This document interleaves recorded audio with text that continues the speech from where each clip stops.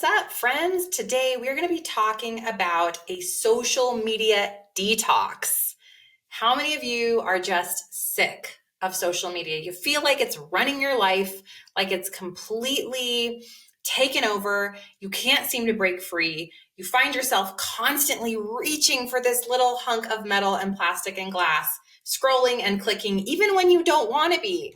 Why? Why is it controlling our lives?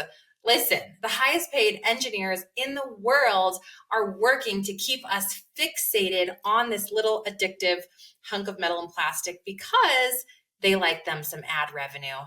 Am I right? So today I'm going to be walking you through 3 very easy steps to create a social media detox that feels good for you, no matter where you are and how small of a detox you want to do or how large of a detox you're feeling called to. This is going to help you get there.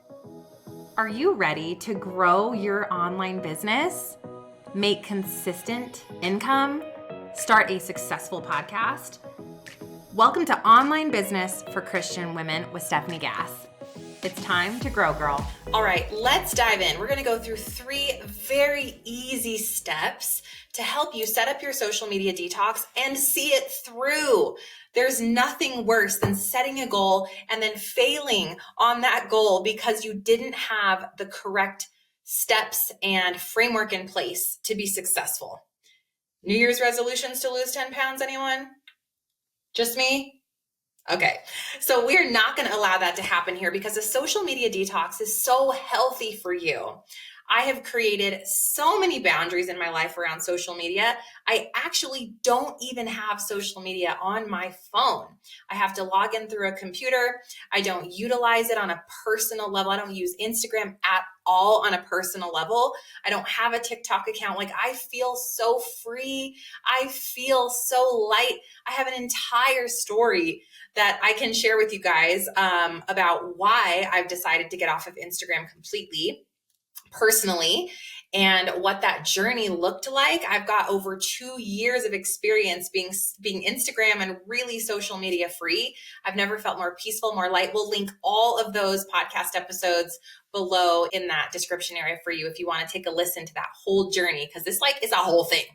But anyways, you are listening to this episode because you want to set some boundaries. So the very first step, what we're going to do, number 1, write down on your paper, is we're going to set our detox goals. We're going to set our phone social media detox goals, okay? So what does this detox going to look like for you? Get a clean sheet of paper or pull up a Word document, and I want you to write down what you want this detox to look like. Maybe it's going to look like, for the next 2 weeks, I am going to not get on social media after 6 p.m. Maybe this looks like, for the next 30 days, I am going to delete the social media apps from my phone on the weekends. Maybe this looks like, for the next 12 months, I'm going to social detox from specifically TikTok. Let's say that's the culprit for you, where you consistently find yourself in that addictive mindset and you want to create that boundary. What's the detox goal? Write it out very, very clearly, okay? Step 2 is we need to now build our boundaries.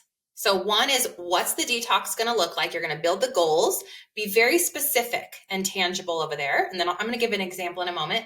Number 2, we have to build the boundaries that are going to allow this goal to actually happen in your life. So if you, in your goal, said, I'm going to delete, I don't want to be on social media on the weekends. Let's say that was the goal for 30 days.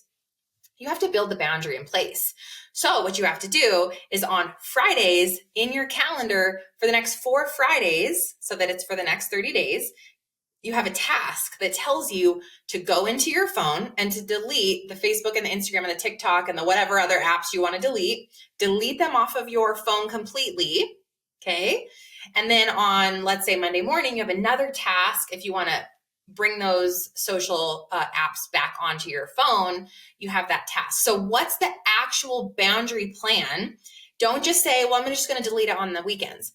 You're not going to do it unless you put it into your calendar and make it a reality for you. If you don't actually open the task and go to your phone and delete the apps, you're not going to have a boundary here. You're going to continuously find yourself in there. And let me just bonus tip here, word to the wise, setting a time limit, it's not going to help you. You're going to just bypass the time limit and continue to get in your apps. If we're really trying to create a detox here, you have to be serious about the goals that you have in place. And remember, I didn't say forever. I said, how long is this going to be for you? Because you can commit to anything for a short amount of time. Am I right? I'm right. Okay. So you're going to build those boundaries. Let me give you one more example. Let's say that you decided you wanted to not use social media after 6 p.m.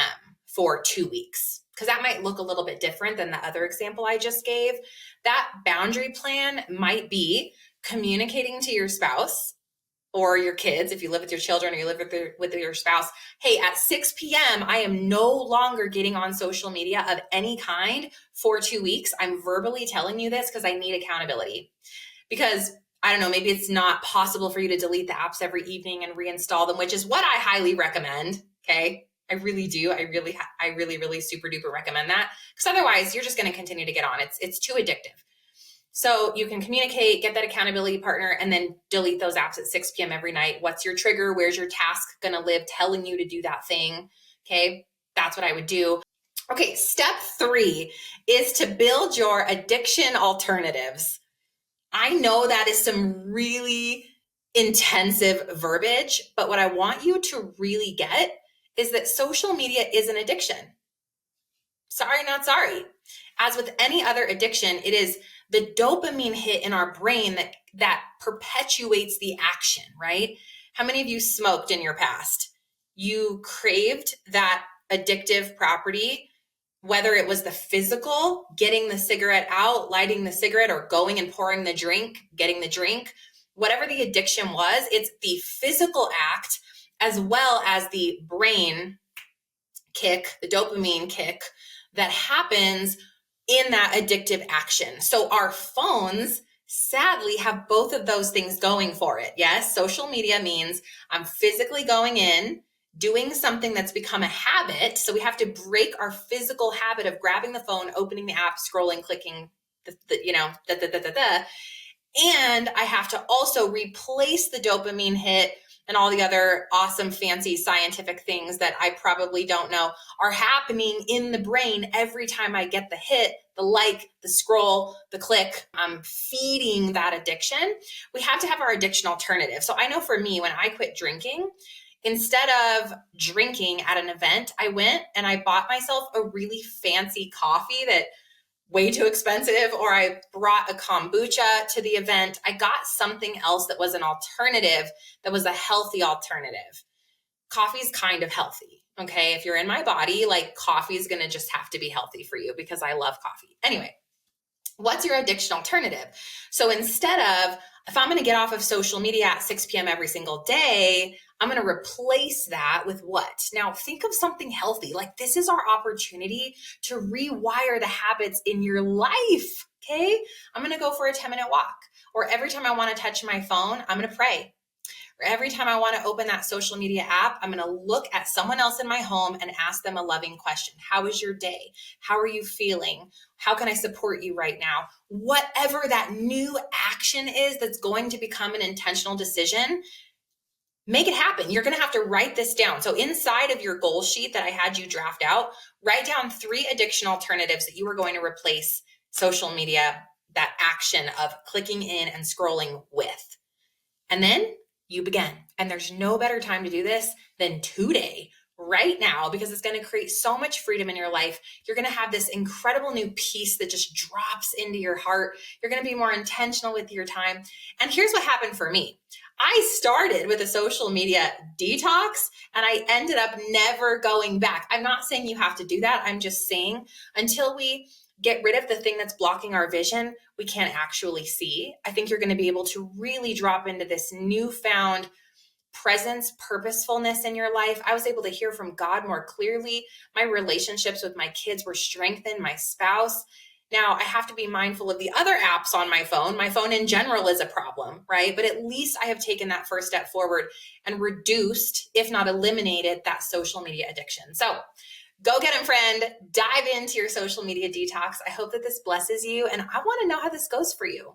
Come share how the detox goes for you when you're all done, and I would love to hear from you. You guys can email us. Get on my email list over at stephaniegass.com. Of course, we have a community, stephgasscommunity.com, and you can let us know how it went for you over there or if you're planning to do it. And as always, be sure that you are subscribed to this YouTube channel for brand new content every single week.